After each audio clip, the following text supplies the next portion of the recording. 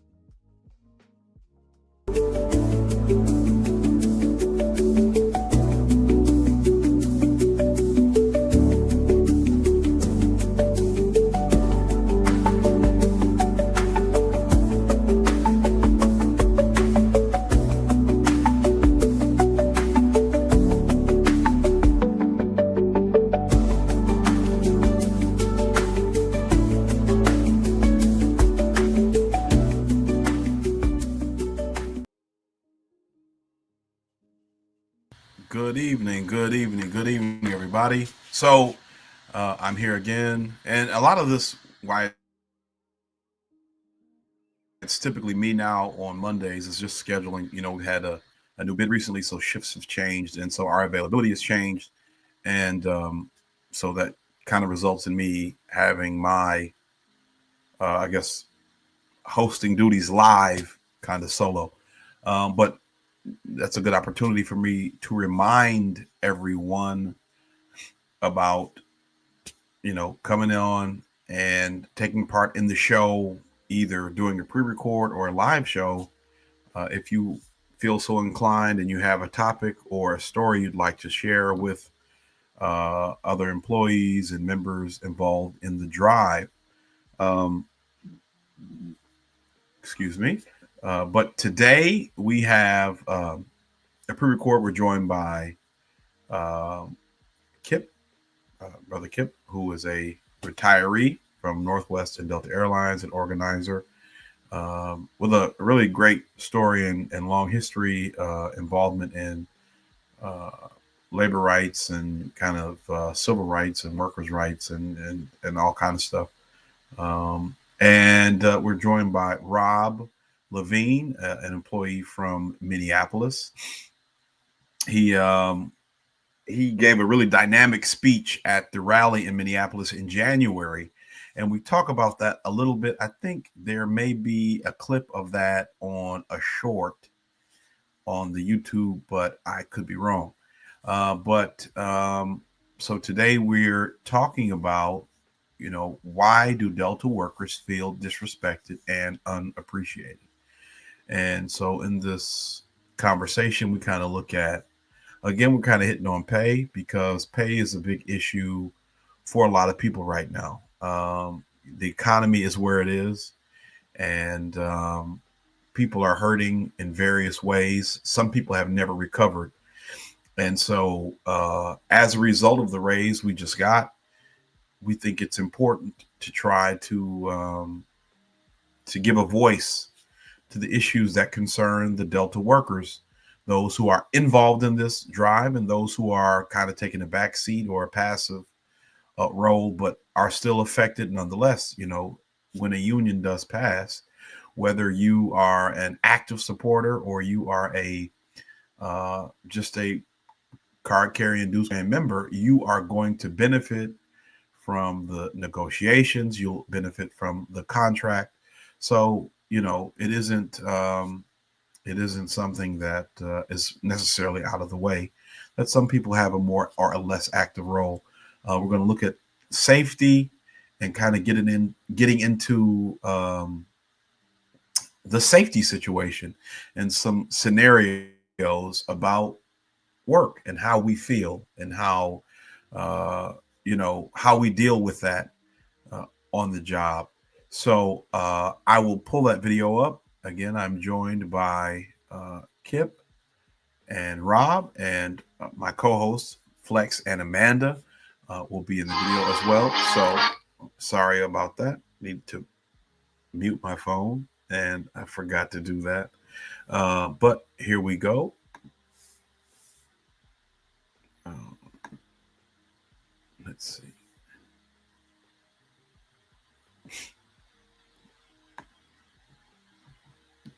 Okay. So let's make sure everything sounds good. Oh, hello, and welcome everybody. Welcome to today's show. Today, we're going to have a very special show. We got oh, hello, and welcome everybody. Welcome Just to trying to adjust today's the show. volume. Today, Okay. we're going to have a very special show. We got two special guests again today. So, welcome to the Delta Workers Unite and the Working Class Podcast. Before we go any further, I will allow our panel to introduce themselves along with my co-hosts, Stedman Fry and Flex McGee. So, could the panel please introduce yourself to our viewers today? Rob Levine, Delta ALA at MSP. Hedges, retired, 28 years on the ramp, and third time in a row I'm on the show. So I hope y'all ain't getting tired of me. All right, my fabulous co-hosts, can y'all introduce yourselves? Hey, it's Flex McGee, ATL Ramp, 25 years of service. And as always, excited to be here representing the people's voice. Great. Let's go. And Stedman Fry in Detroit, 18 years on the ramp. All right. So we're going to jump right in. But because we have Rob here today, I want to tap into January. Back in January, we did a joint rally with the flight attendants, and you did an impeccable speech talking about the respect that we so rightfully earn. So just for a little bit, we want to jump into that. Why were you so passionate at that rally when you did that speech, and what drove that speech to make it come out like you did? Because it was amazing. Oh man, that was 15 years of just anger towards how baggage handlers at Delta have been treated. Whenever I was asked to do the speech, I went back and I talked with people that have been there at the merger. I talked with my new hires. I talked with everyone. What did you want me to say to whoever? What did you want me to say to the rest of the system? And that's where I just went from there, really. A lot of people said disrespect. That's how I was feeling, was disrespect. Like, we're told we're the best in the world. The minute they put thank you on the side of the plane and thought that was good, like, nah, that's what really pissed me off. And that was back in 2020. And it's 15 years, but really the last 5 years of just this company has the opportunity to not just talk the talk, but walk the walk and make us industry leaders in something. Like, we're industry leaders in nothing this year, not even profit sharing. They had the opportunity to make us industry leaders in something, and they still haven't done that. And I wanted to grab the ear of everyone working at Delta, being like, hey, man, the status quo, it shouldn't be the status quo anymore. And I wanted to convey how people were feeling, not just at MSP, but people I talked to in Seattle, Kansas City, Denver. Like, the one common thing that united all of us is how disrespected we feel by this company. Like, the bare minimum staffing has become the norm. Being competitive in the industry and compensations become the norm. Like, we don't compete, we win. That's plain and simple. And that was the big driving force behind that. And it just kind of let it flow from there. Wow, thank you on that, Rob. And I just had to bring that out because you did a great job on that speech. Thank you. And I just want the public and whoever was listening to that to get an understanding of how we feel, whether we're being appreciated and respected. And I don't know if you guys wanted to tap in on that, Flex or Stedman, but I think at most time, a lot of us, we all feel like we're being.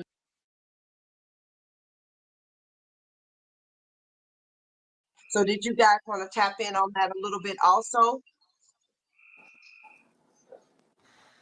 Well, I'll say I want to give you props for the speech, because I think you did really capture a lot of the emotion that we feel on the ramp, on the ground with, for example, that's one of the issues I've had when you talked about the thank you on the side of the plane. It's kind of been one of those points for me where if the company was really taking care of us properly and doing what it needed to do, we wouldn't have to have these demonstrations. You wouldn't have to do this. You could just let us be the ambassador for how well we're treated, how much we feel appreciated. You wouldn't have to say thank you and spend all this money. We would tell everybody we knew how proud we were and how appreciated we felt. And so, I mean, I appreciate the speech, and I appreciate the amount of emotion you had and the effort you clearly put into it, because I think it really encapsulates a lot of what I feel and what a lot of other workers really feel about the situation. Yeah, and to jump in right behind that, Rob, like, I want to give you kudos on that speech as well, man. And I think you spoke from your heart, and you spoke on behalf of all of us who were there or weren't there, or everybody across the system, man. If you couldn't feel that one, man, you don't have a heartbeat. So, yeah. I mean, and then I actually, at the end of it, to be honest with you, the thing that really, the speech was so powerful that, like, even your daughter was like, yo, that's my dad. Yeah. You know what I'm saying? Like, people forget about that part. Like here's your daughter, your young daughter, who's following our labor movements, and she's seeing her hero up here, just moving the crowd. That's in hip hop, they always be like, MC me, move the crowd. And you really, like, just thinking about it, I get goosebumps even thinking about it, bro. And just hearing your daughter, like, that's my dad. Like, that said it all, man. And you spoke well and represented all of us, brother, man. And I appreciate it. Thank you. All right, Stedman, that's a hand clap, because you're right about that, Flex. You 100% right about that.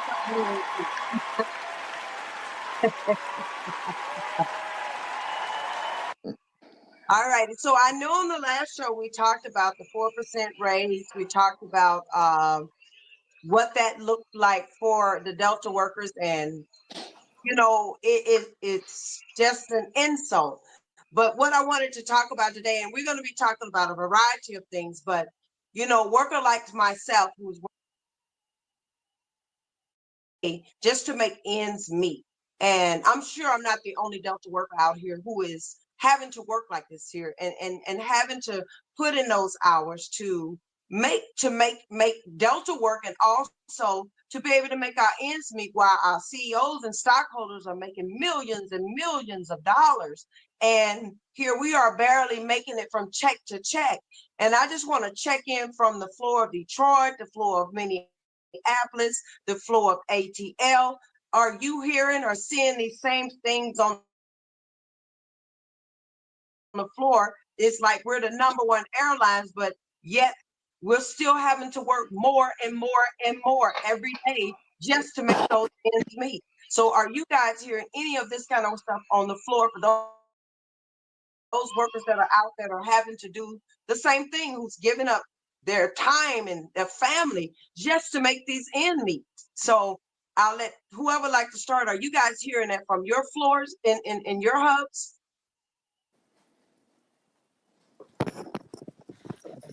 Definitely.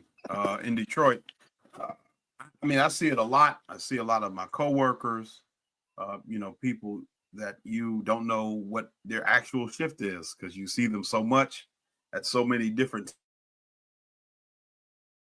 times a day that you're not sure which shift they did. And I think this is one of those issues. Like there was a comment on one of the shorts that was posted. And a person in the comment section said, well, 4% is not that bad or something. And I want to leave a comment. But I want to be thoughtful about it because, for some people, 4% is a lot, right? For some people, 4% is a lot.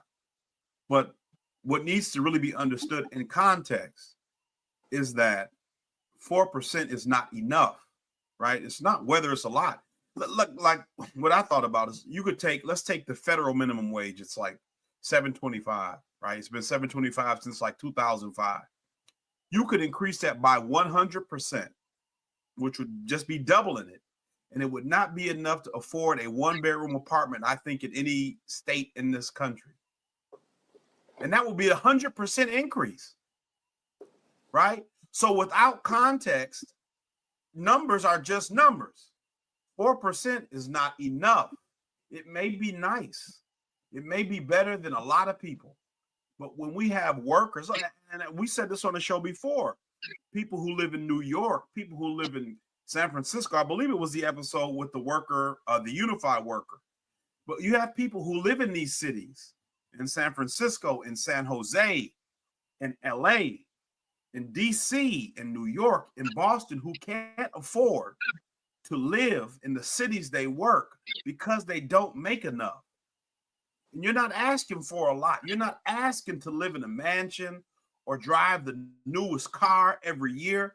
You're just asking to make enough money that you can work 5 days a week and afford a decent life with enough food and enough money to cover your bills. That's it, right? You're not asking for a handout.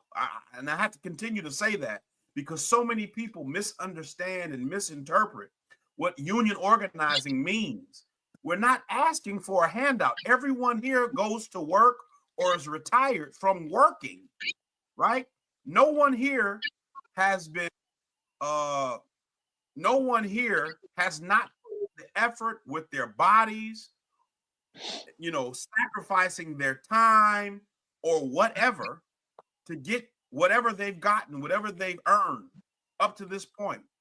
Nobody who missed work for, large periods of time or who called off or came in late is still here.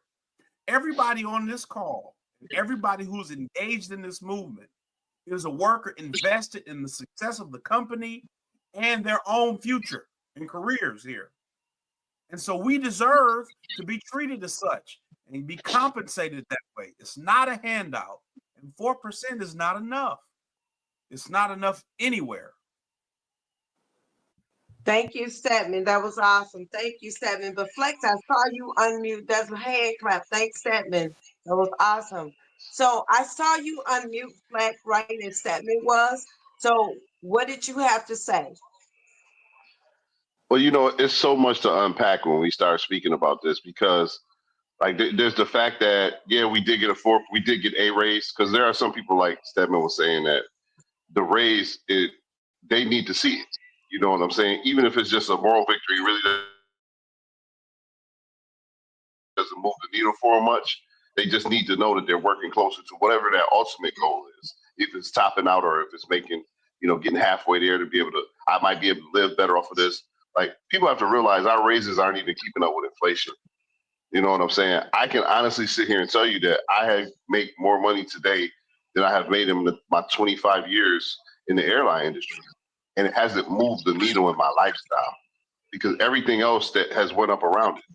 You know, I remember when one bedroom apartments was, you know, $500 or $600, or you can find some studios for $300 or $400.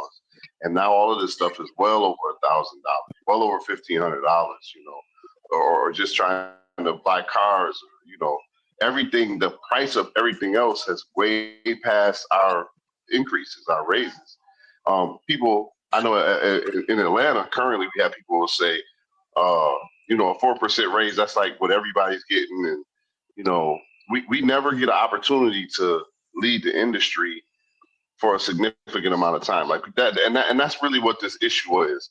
Like, we lead the industry in metrics, except for how they take care of employees. You know what I'm saying? They want to make every bag metric, every on-time metric. You want to be JD Power. You want to be like, you want people to look at you and say, hey, this is why we fly Delta. But while the people who actually provide the services are barely able to survive working at Delta. I'm gonna tell you, I had did a video with More Perfect Union a while back, and one thing that I always learn from people is they say never look in the comments, and because y'all know how I am, I look at the comments one, and it was the only time I looked in there, and one of the guys said, "This guy drives a Camaro complaining about wages." And for him, that I could understand, that might be like, how are you complaining about wages when you drive a Camaro? You don't know what I had to do to get whatever type of car I'm driving. You know what I'm saying? Or what the Camaro even costs. Like, you don't have any of that. But I understand the opposition from people who say, you know, because they're comparing. You know, I don't know what that person was. I don't know what his life is like. All I know is I work for a billion-dollar airline that brags about profits and brags about profit sharing and brags about all of this stuff. But why can't you brag about your employee compensation package? Why don't you brag about how you treat your employees when they go out on injury or when they're sick?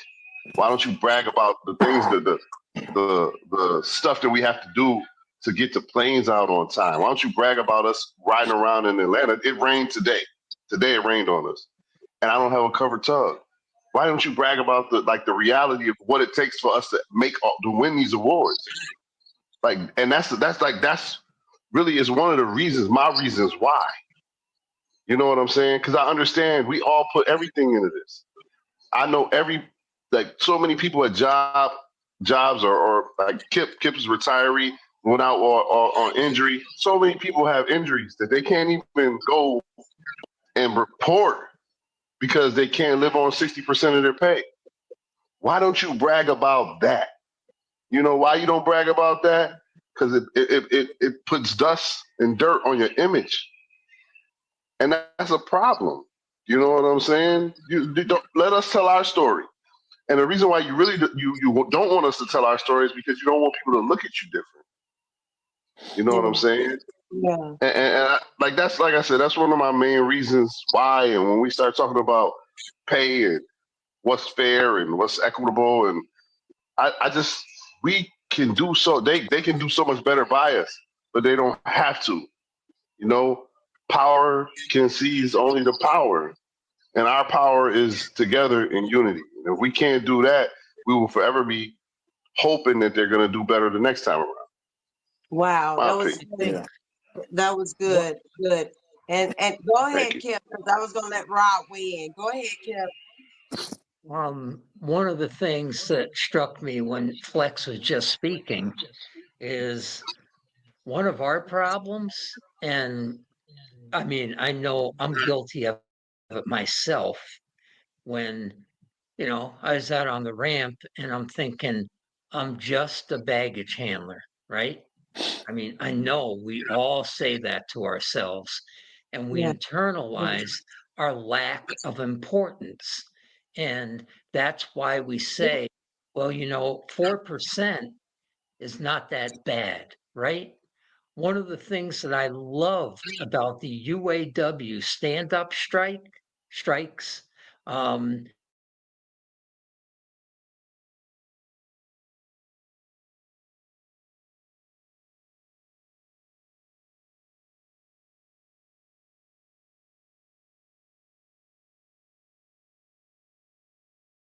was one, this rolling strike wave.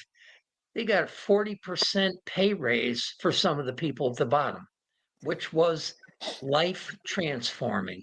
And they didn't internalize their lack of intelligence or their lack of not being good enough. All I am is a assembly line worker in an auto plant. They said to themselves, we're standing up because what we do is unbelievably important for the economy of the United States and the communities that we live in. We are exactly in the same position, which is the jobs at the hub cities for the community are extremely important. What we do on the ramp, you take us away, nothing moves. And we have great power, and we should have great dignity, but instead we internalize our lack of value. And if there's one message that I would like people listening to this podcast to take away is don't internalize that shit. 4% factor in inflation, 2.5% inflation, you got a 1.5% raise, which means when you go to the supermarket and you buy that that white or yellow or purple onion for $1.59 per onion. Onions are supposed to be at the bottom of the vegetable chain as far as expense goes, right? Like and yet I'm paying what I bought last year, literally last year for $90 now costs me $110. And if you're getting a 1.5% raise, and then, excuse my language, I'm sorry, these motherfuckers at corporate turn around and give Ed Bastian a $3 million raise in one day, like, fuck you, Ed. I don't work for you Ed Bastian. And fuck you, Delta Corporate and Board of Directors and Wall Street. Like, you are trying to make us seem like we should be thankful for every little fucking handout that you give us, because we're not really worth anymore. Pilots are worth more. Big part of the reason why they're worth more is because they're sticking together in their union. UAW, these are not skilled workers by and large, but they stood up and they stood up together and they got 40% raise. 40%. How many more times is that than a 4% raise? I'm not a math genius. That's 10 times what you just got in your pay raise. So, as they say, I'll land my plane there. Wow, let's clap on that, and I want to get to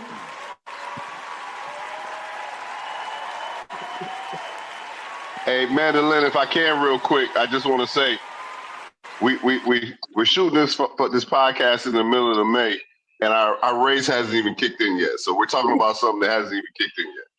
So we ain't got nothing yet. All right, Rob, your turn. How you want to weigh in on this conversation, brother? Well, in an email sent out by Ed, it said we play the long game with our employees when it comes to raises. But you know who can't play the long game is us. We can't. We're going paycheck to paycheck. 60% of our workforce is a post-COVID hiring, and they're making $24 and under. That's not cutting it.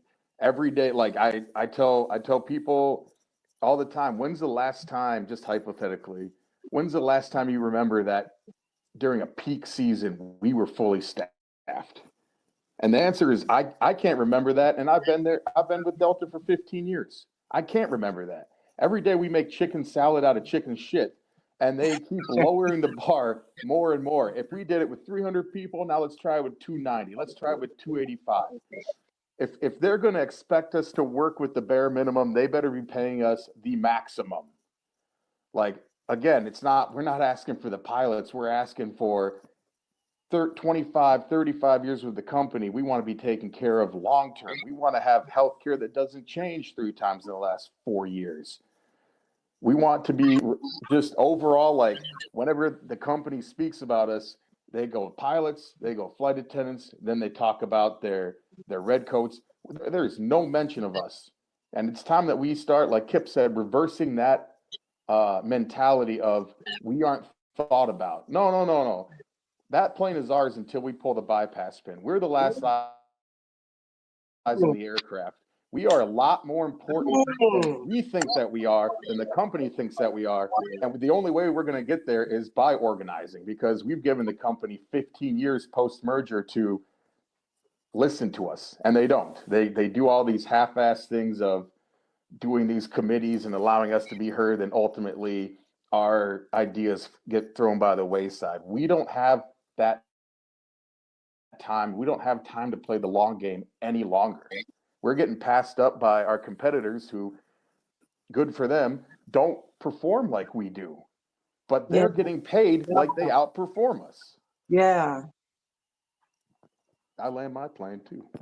All right. Seven, give us a hand clap, because don't everybody do it. Oh, wow. Wow. Wow.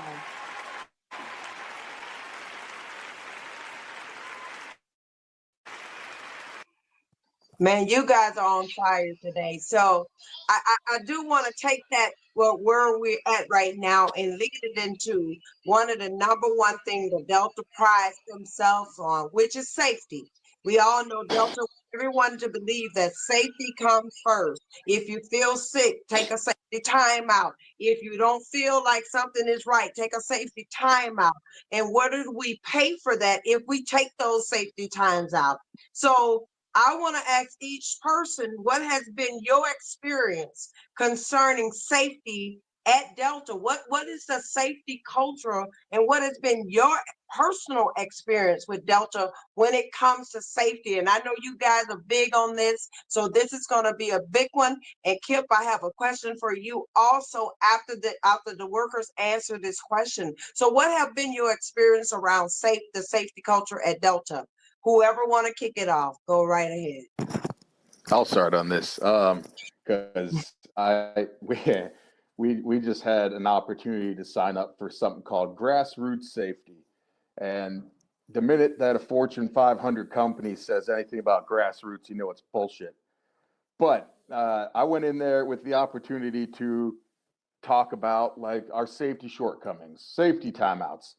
I call them anytime I feel like, you know what, I'm not messing with this. Lightning's in the air. I'm calling a safety timeout because I was working a plane that got struck by lightning in October of 2023, and they did not close the ramp after that. They took 2 planes out of service with that lightning strike, and they did not close the ramp. And if anyone knows what it feels like to have a lightning bolt land 10 feet from you, it's not fun.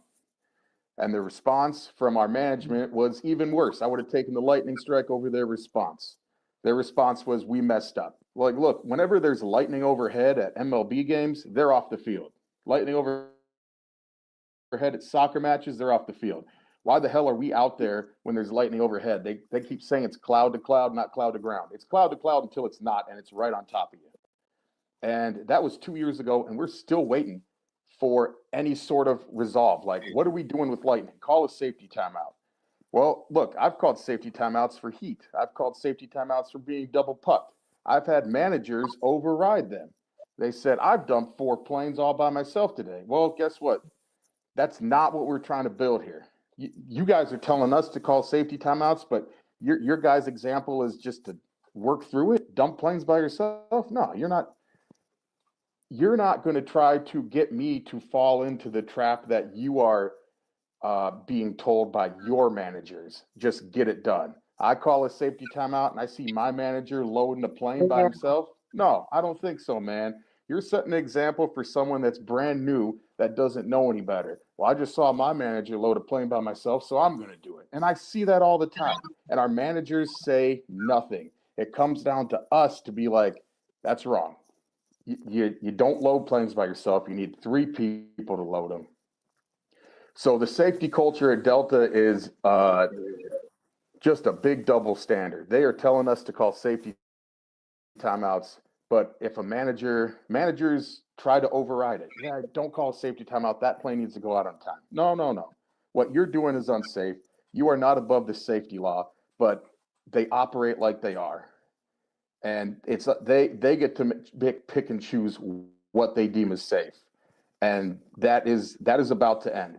We are going to make sure that this safety is set across the board. No one is above safety at Delta, but the only ones that really have to follow it is us. Wow, thanks for that, Rob. That was excellent. Flex, I want to hear you, Statman, weigh in on that. What has been some of your experience and concerns with the safety culture at Delta?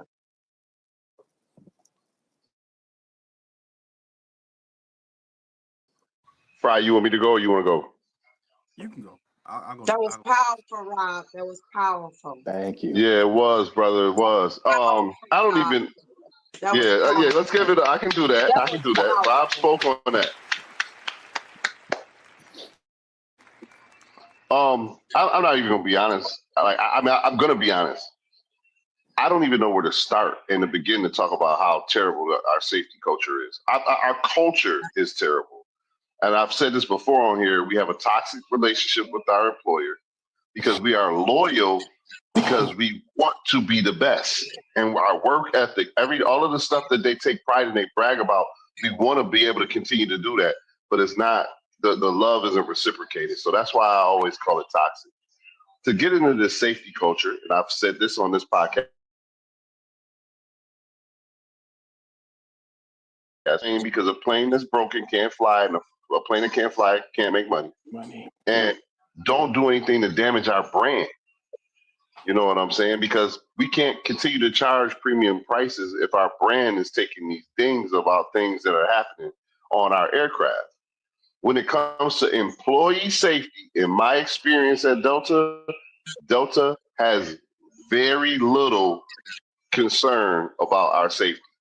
And the reason why I can say that is because don't cut corners until we need to get the flight out on time. Don't cut corners until, hey, the next bank line is too long. And, I know all your handles are turned to the left, but we want you to go to the belt on the right.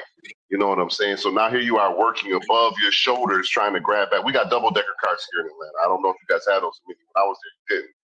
And you don't have anything to grab but wheels. And they'll tell you, they make excuses. This is really happening. Like, this is currently going on.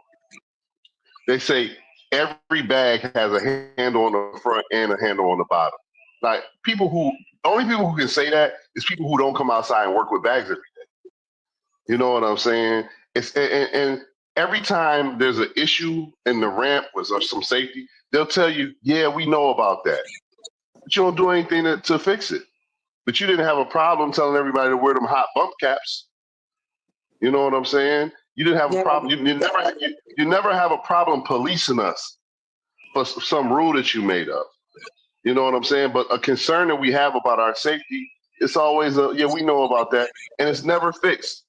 I know 0 things that were fixed in Atlanta about our employee concerns when it comes to safety. And if it are, they're very minute. It's minimal stuff.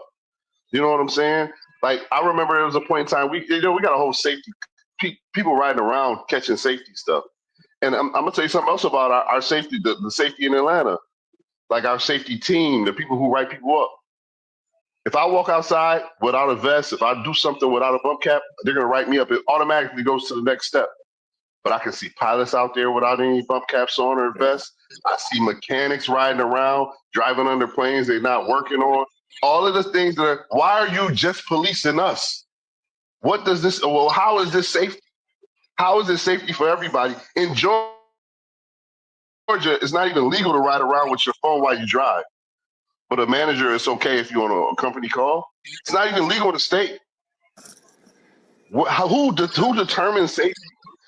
And our biggest issue with this, or my biggest issue with this, is there's no checks and balances. And with a union, we actually can have a real safety committee where we can write up safety grievances or our concerns, and they have to be addressed. We don't have that here.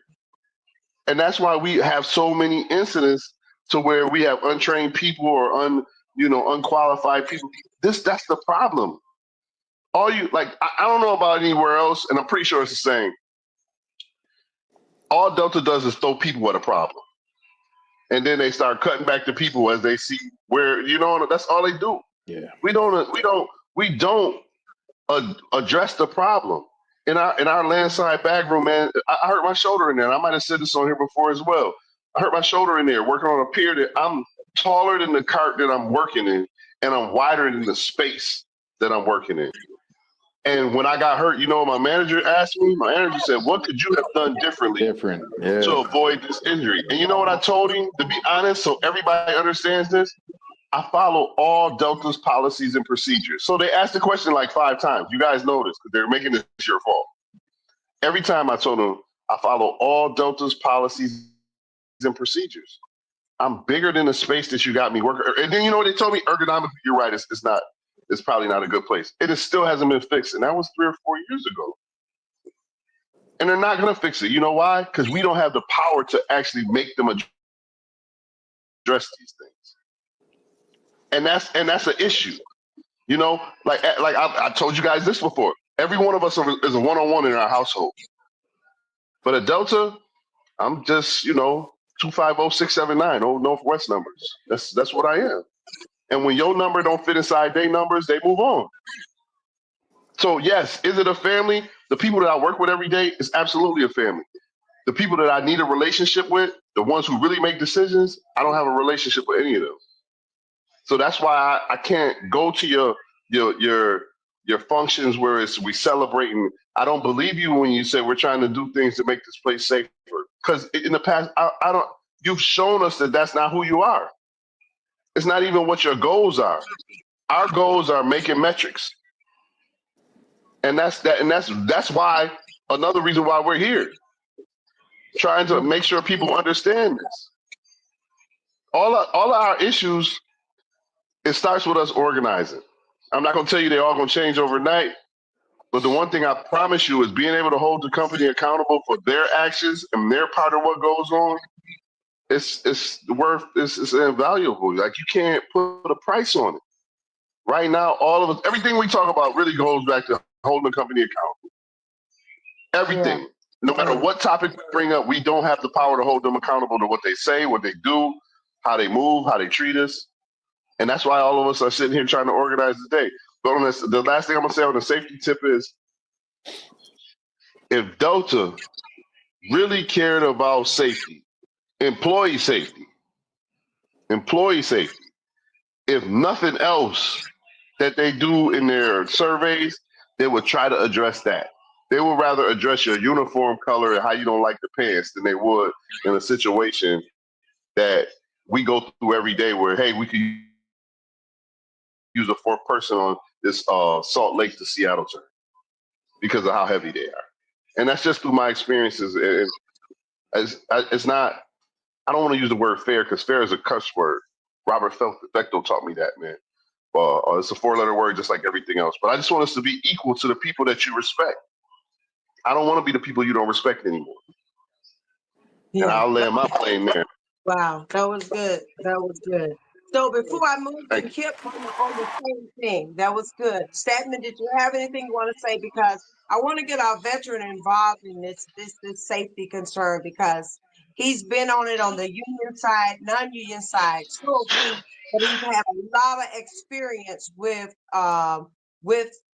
union station and non-union station. So Kip, where I would like to hear you talk about is talk to the workers and tell the workers, Delta workers, what that looked like with a union and without a union, how we could address safety concerns and how we can make things better at Delta Airlines. Well, the first thing I want to say is I had exactly the same experience as Flex did when I injured my back. Um, this like in 2014. Um, I was working in the international bag room, and for a 2 or 3 hour period there, every afternoon, all your inbounds from around the country would come in. The international bag belt would be overwhelmed with 50 and 60 and 75-pound bags going to Manila and Narita and Shanghai, etc. Um, and the company made the decision to cut back on staffing right at that exact time. They made the bid so that there are fewer people right at that exact time. And so I'm killing myself trying to keep up so that the bags just don't stack up on each other. And you know how it is. You're trying to take these bags, throw them up into the top of the can. And so I hurt my back, and my OSM said, "What could you have done differently so that this didn't happen?" And I said, "No, it's what could have you done differently, which is arrange the bid and the schedule so that we actually have enough people, so that Kip doesn't have to do the work of 3 people." And of course, they asked me the same question 3 or 4 times, and I repeated it. And they really did not like that. Now, when there was a union on the property, there were several different ways that things could go down around safety issues. One would be, let's say there was a belt loader that had a problem where, you've all experienced it when you're putting the belt loader into gear, it jumps. One of those belt loaders that jumps, and it, like, if you're too close to the plane, it might jump into the plane and puncture part of the plane. And so when we had complaints about things like that, and the company would say, "No, we're not taking it out of service because we don't want to delay the flight," um, people would call up the shop committee, which is the union body at the top of the ramp food chain. There's stewards and then the shop committee. And we would come down and we would red tag those pieces of equipment and take them out of service. And the OSM would be yelling, and we'd say, "What are you going to do? Fire us? We're the shop committee. You can't fire us. We're the union." And then the piece of equipment would be driven down to plant maintenance, and it would be fixed. And if there was a big problem, which sometimes there are, like whatever it is, lack of staffing or too much bad equipment, or decision to not have the sweeper go across the ramp after de-icing has taken place, which was an issue at one time, um, we would get 100 or 200 workers together, and we would march down to the station manager's office, and we would fill his office and say, "We're not leaving until you fix this, until you promise that we'll have a sweeper after each de-ice at the gate." And guess what? It would get fixed because we stuck together, we had power, and we weren't like 5 little fingers waving in the wind. We were like this together. And so we could solve problems. And we also had regular meetings with the company where we would talk about safety and the different problems. And because we did stick together, the company would actually listen to us. And they would say, "Okay, well, we don't want any problems. So, yeah, we'll definitely fix this." And there was one time when we had a safety problem, and me and 2 other members of the of the shop committee were in this new station manager's office. And he was not happy with us at all. He told us to get out, and one of our friends went in there right afterwards. And the station manager, our friend said, "You look upset. What's the matter?" And this guy said, "I have 3 advanced degrees, and I am so tired of having to listen to 3 guys who barely graduated high school about safety or anything else." And, so we laughed. We laughed our asses off because he did have to listen to 3 guys who barely graduated high school. And I said, "Man, I graduated with a 90% the grade average. I graduated good. I didn't go to college, but he's trying to diminish our intelligence, like I was saying earlier. Didn't respect us, but he had to respect us because we had the entire ramp behind us. And that's what you get with the union. And if you want that, you can have it. Sign a union card and get your people in your break room to sign the union cards too. And if we do that, then you can have exactly the same thing. That's it. Wow. Thank you, Kip, for that. Thank you. Thank you.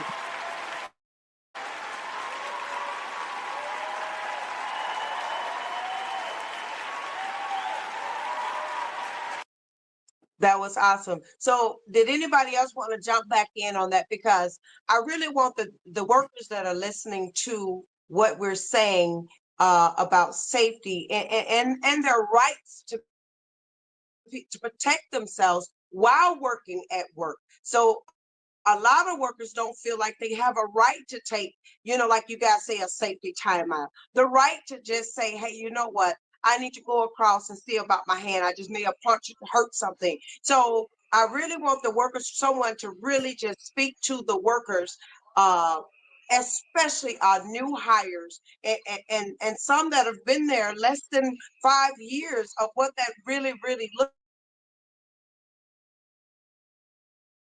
like. And Rob, because you're like the father of the ramp, that goes people, they come to you, like I'm sure, like Flex, like myself. uh what would you say to that person that's listening right now, how to protect yourself at this job? Because Delta clearly only respects safety most time when it comes to the aircraft and their image. Oh man, I would say, that's a good question. I mean, honestly, like there is such a confusion between like working hard and doing it right, and then doing what we call it the delta difference. The delta difference is not working through injury. I've told new hires this. It's not working through injury. The delta difference is not working back to back to back to back to back without a break. No. You're required a break. The delta difference is not working 2 flights at the same time. It's the delta difference. If it comes down to it, the delta difference will supersede safety, 100% always. What we're talking about is taking care of your coworkers. Like they talk about family. Like you're gonna see your coworkers more than you see your family. And I'm sorry, Chelsea. I see most everyone a lot more than I see my own family. And your family needs you at the end of this. They'll replace you in 30 seconds. Like if they did give you 2 shits, they would be compensating you fairly. They would be giving you industry leading sick time, which we are 40 hours behind our competitors. They would be giving you health care that does not change constantly, because when you're making $4.4 billion, they want to make $4.5 billion. So they take from the workers first. You are looking out for your coworker next to you, because at the end of the day, you all become a family. Like you want a good safety culture, get rid of the delta difference, but they won't do that because that's the brand. It's all about building trust between your coworkers, letting them know like, hey, it's I say this a lot, it's ramp versus everyone. Like like I mentioned it in the speech back in January. Like, we're the ones that stayed behind while Ed went to Paris. They're not like us. We're the ones in the cold. Whenever we're in that heat, you're looking at your coworkers. If they need that break, you need to call that safety timeout. Like, Delta should be proud of the employees that do call safety timeouts for their coworkers, because that's like, wow, that's really what family is. But instead, safety timeouts called on that gate, you get that gate flooded with managers to get that flight out on time. It's just like building it's us versus everyone. The sooner that we accept that, the sooner we can just work in unison together. Thank you on that, Rob. Thank you on that. Stedman, did you have anything you wanted to say on that besides give us a hand clap on that? That was good. Well, yeah. So just on the safety point, I know one of the issues that I always have, and it's kind of something I've seen it at every airport that I've worked at, is just like, take, for example, you have two planes leaving and they're next to each other. You push two planes out, one plane leaves before the other plane, and the pilots, I don't know if they're not really conscious of it or whoever is, directing that in the control center, but you've got the opportunity for that second aircraft to get jet blasted. That crew is getting jet blasted when they're disconnecting or when they're wing walking or marshaling or whatever. And so I've had issues with the manager specifically where I was having a discussion with him and it got kind of heated because I was explaining to him why I was so far away from the line of sight where we're typically supposed to stand for the captain. We had this long discussion about it. And he was saying, well, he was trying to tell me about this, what was the safe distance between a jet blast. And I said, well, what's the safe distance? And so we looked at idle speed, it's 200 feet. The minimum 400 feet. And so what I said to him after this long car, I said, how do we know when it's going to go from idle to taxi if I'm standing next to the plane and I'm just standing there holding the plane that I'm working on? I said, that's the issue. And he said, well, it's still that's like two gates. And I said, here's the question that you need to ask yourself. Is it worth the risk? Is it worth the risk for any employee that they get blasted from the plane that's taken off, that's taxiing away into the engine of a plane that they're working, that they're marshaling? Is it worth the risk? What we need to figure out is a way to modify communication so that first plane doesn't start engines or they don't disconnect or they hold until that second aircraft is disconnected and that crew is gone. And I had this conversation 4 months ago, at least. And the procedures here, at least in Detroit, and I'm assuming throughout the system, haven't changed. And this is a small, change that will be beneficial, especially, as Rob said, with how many new hires and people who have seniority since 2020 who don't really feel comfortable to say, hey, I'm not doing this. I've had a lot of times through wing walking where we'll get clearance to push, but there's a plane too close. Hey, I'm not pushing because I'm the one that's got to stand here while this plane is idling and it's in a position to taxi. I'm not getting blasted so we can get this out time. We're just going to sit here and wait. And how many new people don't feel comfortable to say that? How many ALAs under the gun don't feel comfortable to say, hey, we got clearance to push and maybe this pilot or whatever feels pressure to get out, but I've got to wait. My crew is here. They don't feel safe to push. And so we'll wait. And so these are issues when we talk about safety, that there's a pressure that exists, whether the company will admit it or not. And as we can all admit, they won't admit it. that makes you feel like you have got to do more, and that when you refuse to do more than you're supposed to, that you're in the wrong. Yeah. Yeah. Yeah. That's Yeah. great. Yeah. Yeah. Clap on that. Stephanie. Yeah.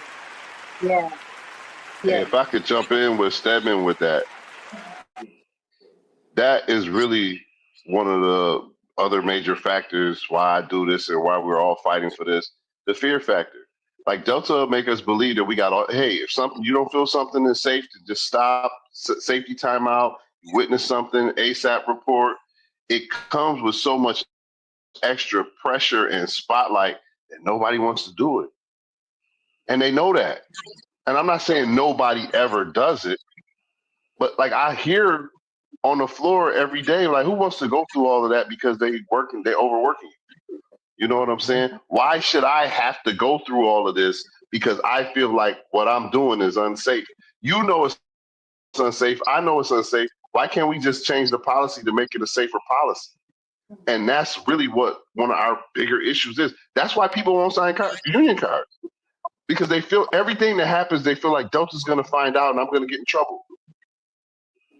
Whether it's unionizing or even doing what they say and filing ASAP reports or calling safety timeouts. Everything is like, I don't know, like retaliation. Retaliation is illegal. But it's such a fear at Delta Airlines. If you ever have felt that, that means you need a union. You need to sign a card, either in confidence or you need to step out there and be like the rest of you have to you are the change that needs to happen. And when I say that, I speak directly to my coworkers. Like it's all on us. You got to stop blaming the IAM. They're saying they ain't got it done yet. Cause really it's it's us. You can't organize from the curb. Them standing out there offering you lollipops or asking you to sign cards or give you information, that's all to help us on the inside. But if you're not on the inside speaking it up, when somebody says something bad about the union, or somebody says something they don't like about the company, and you're pro-union, and you don't say something to them about why that's why we might need a union, that's why we haven't got to an election. Because everybody's scared to have that conversation. And you know what? I had a conversation every day, and all of them don't go the way I want them to. But that don't mean we not having them. Like I've committed to that. Yeah. I'm having a conversation regardless if it goes the way I want it to go or not. Because the first 17 might not go my way. But the 18th might turn some heads and the 20th might bring some people on our side. I'm not going to stop having a conversation. And that's why we are here tonight, the Mondays before, the years before, the days of tomorrow. That's why we do all of this. If you have any fear that your job is that Delta is going to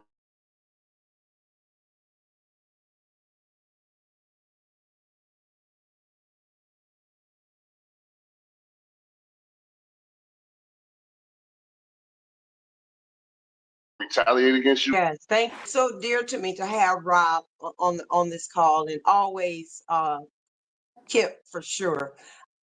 I want you to tell the workers, since we're talking about, having those committees, we could do this, could be another whole podcast, but the importance of why we need committees, the importance of why we need to have these conversations. Like Flex just said, you have to have the conversations from the inside. And I know that you, Pat and Connor, do a lot of work of committee building alongside with Kip and self and Brother McCurdy. So as we wrap up, why should a new person, and even the people who have been there like ourselves that is considered seasoned and senior, why should we sign those cards? Why do we need the union? Why should people believe more in the company and less than the union? Because the union will change your lives. Why can't we get people to understand that? So what would you say to someone as a wrap up why should you sign that union card? And this is open to the whole panel because I think it's important as we do these shows, we should never end without talking about the importance of why we need a union. We need to be as clear as possible because a lot of people don't understand. It's bigger than just a pay raise. It's bigger than just money. It is a lifestyle that is going to change your life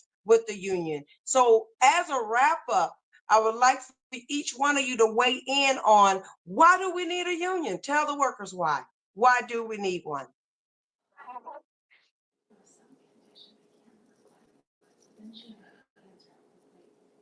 Man, this I'll go. This is your future. Like, change never happened by a passive thumbs up. We'll go into break rooms. We'll talk to people up at the union. They'll give you the, hey, way to go, thumbs up. Like, that's not getting it done. We need more help. The people that have never signed and want to sign, like, this company is here to do one thing: fly people from point A to point B and make money. They're not here to take care of you. They're here to like, if they could give us 2%, they'd give us 2%. If they would give us 0, they'd give us 0. If they could work us 7 straight days, they'd do that. This is our opportunity to not just match our competitors, but to exceed them. We are producing a great product. People let us know that they only fly Delta. But what are we receiving in that? Like, do you feel backed up by your managers? If you were to make a mistake, do you feel backed up by your managers? No. It shouldn't be, if you make a mistake, it shouldn't be 1v20. Like, having a union in there, you are going to have the backs of not just your shop committee, not just your union reps, but your coworkers as well. Because if they wrong you, they wrong all of us. Thank you for that, Rob. Flex, why do we need, that was good. Why do we need a union? Talk to the people. Hey, just to be short, man, company accountability. It should never be a situation where a company does not take all of the factors into the situation and just blame everything on the employee. We all know employees who have been in situations where they may have been railroaded somewhat, and the company say, yeah, all of that happened, but what could you have done differently? But no other reason than what could you have done differently? There's never, they don't even ask what can we do differently. That's how they're telling you it's not a we are a family thing. It's a you versus what we think should happen. And that's why you need a union. You need to have somewhere where they agree to the same set of rules as you. Because we agree to the rules when we accepted the employment here. But the rules are ever changing. Everything is fluid at Delta. Because when they need to change the rule, they just do it. Or they want to change how they interpret something. Interpretation should not be changed at the whim of the manager that you're speaking with. And those are the reasons why I feel we need a union, or the main reason. And then the second one is just, we got to kill some of the fear. We're already struggling in life, trying to make ends meet, raising families. We already doing all of this.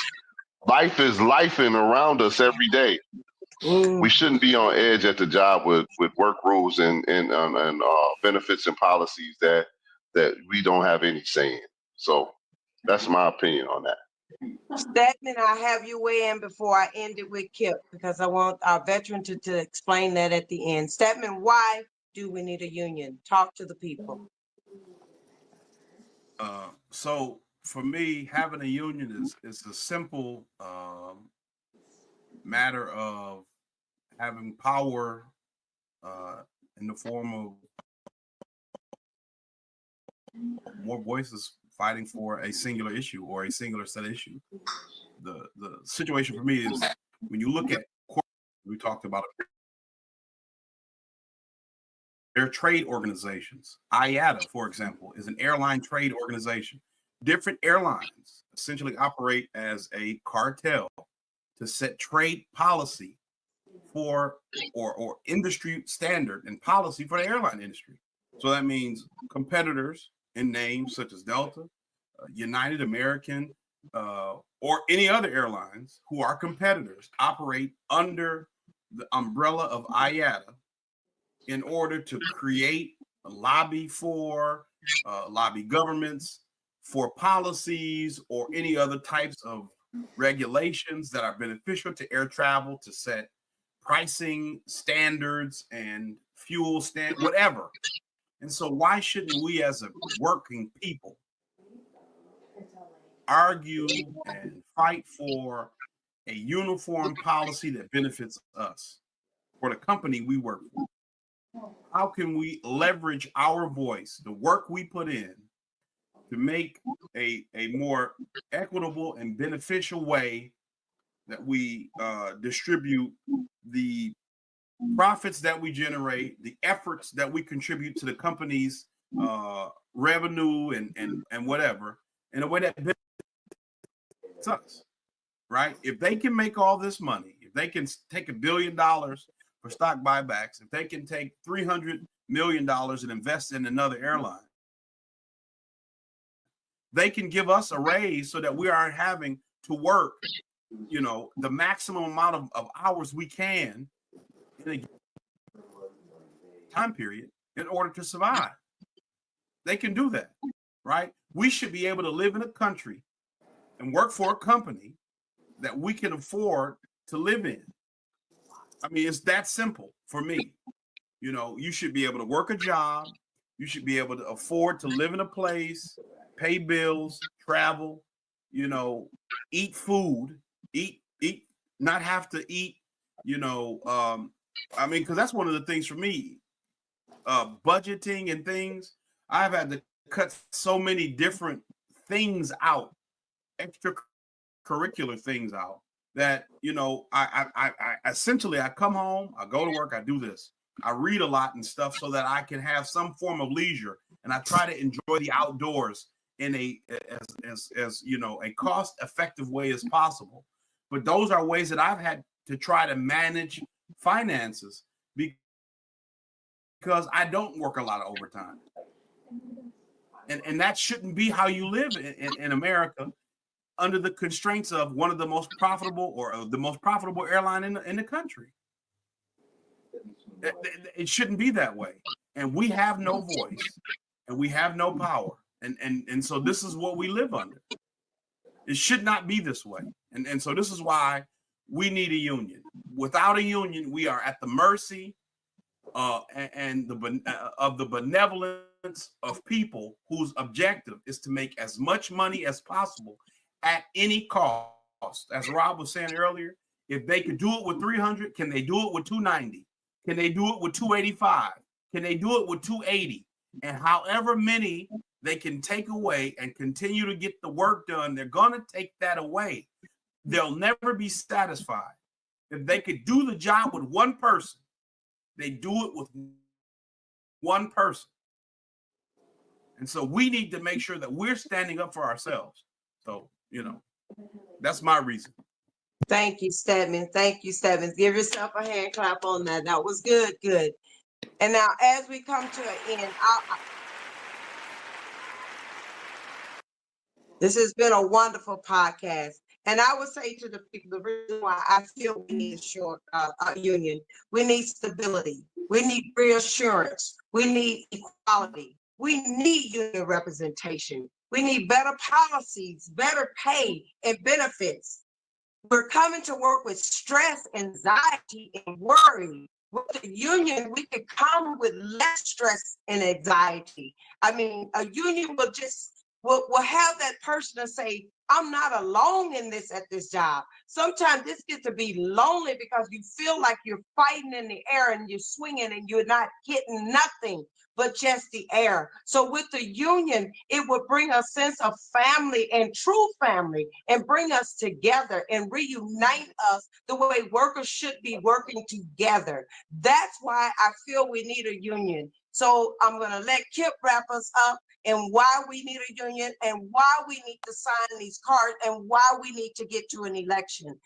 Sum us up, Kip, please.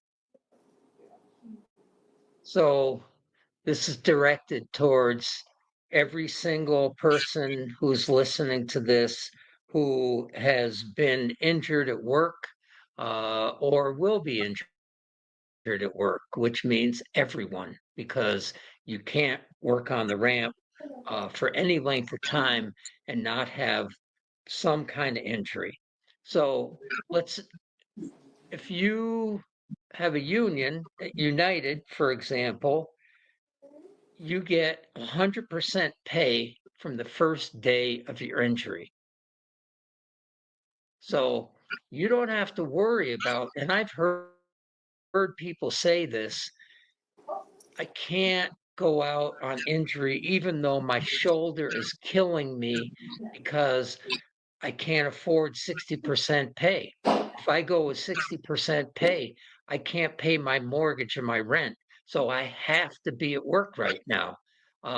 And so then you do things like you take that hydrocodone that you had from a year ago, and you go to work taking that, or you take 4 ibuprofen and 2, 3, 4 beers when you get home because it hurts so much.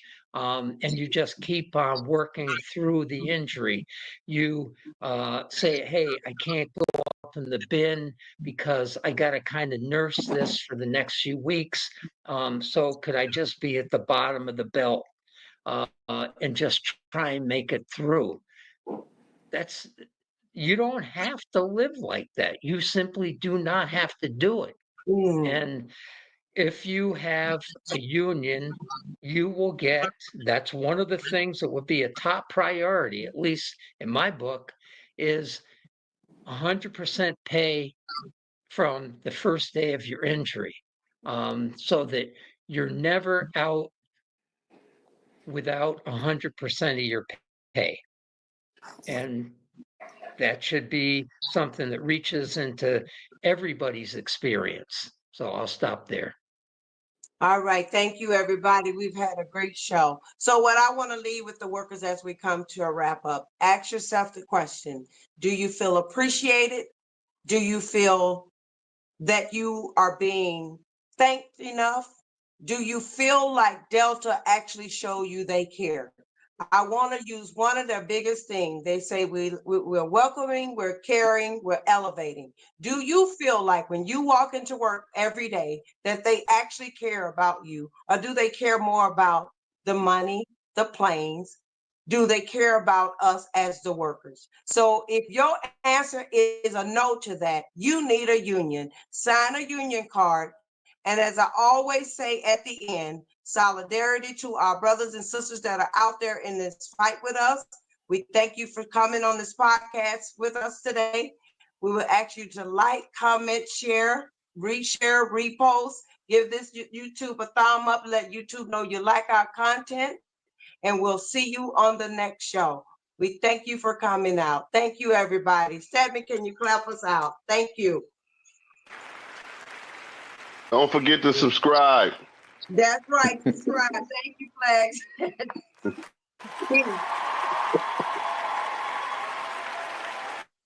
And thank you, Rob and Kip, for coming on.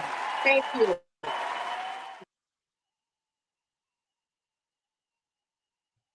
So that was a podcast. It was kind of a long one, and I guess I could have mentioned that. Kind of slipped my mind, but it went by quickly. I think that was a great podcast. I think they're all great, and I think one of the things Flex said early on is the first one was good, and they're just going to get better. And I think it's something I want to reiterate over and over. But the more you do this, the more comfortable you get. So if you are considering being a guest, give it a chance. There's no special access code you need. You can send an email. The email will be on the YouTube page in the About section. You can find the email and send an email with the topic, with your name, where you're located, and what do you want to talk about. Share your experiences as a worker. What motivated you to tune into the show? What motivated you to get involved in the drive? What motivated you to finally get the courage or the opportunity to speak about what you want to say? So again, this is a work of power podcast. You know, we all come here once a week to share information, to energize each other, but also to explain to people why they deserve to have the dignity that comes with being in a union. This is not anywhere to tear anyone down or whatever. You know, this is an opportunity for us to engage with our coworkers all over the system in different time zones at different, different times, so that they can see and hear and engage in these conversations, even in the comment section after the fact. You know, we try to do a good job of engaging with the comments, with clips, with shorts. It is tough because we work full time and there, we have other obligations, but we try to do those things to make the show more digestible and engaging. And this is kind of going to be our longest show, and I apologize, I guess, because we're about the hour and 20-minute mark. So I'll wrap it up now, but I thank you all for joining us, and I'll just get into my spiel. But thanks for tuning in with us. If you have questions that were not answered, or maybe a specific topic you'd like to see addressed, leave us a comment or an email, and we will get back to you. Also, all links to information and materials are posted in the description. We haven't, the last few episodes, we really haven't had a lot of information, but we have report interference. We have requested A card. We have the AFL-CIO pay watch link to the website where you can see the pay for different CEOs for different companies around the country. And so you can see what Delta CEO makes relative to the average or the median employee, I believe, and see how much his pay could hire more employees making the median wage. I've got a couple other links in the description that you might want to check out. But remember, this podcast is powered by working people just like you.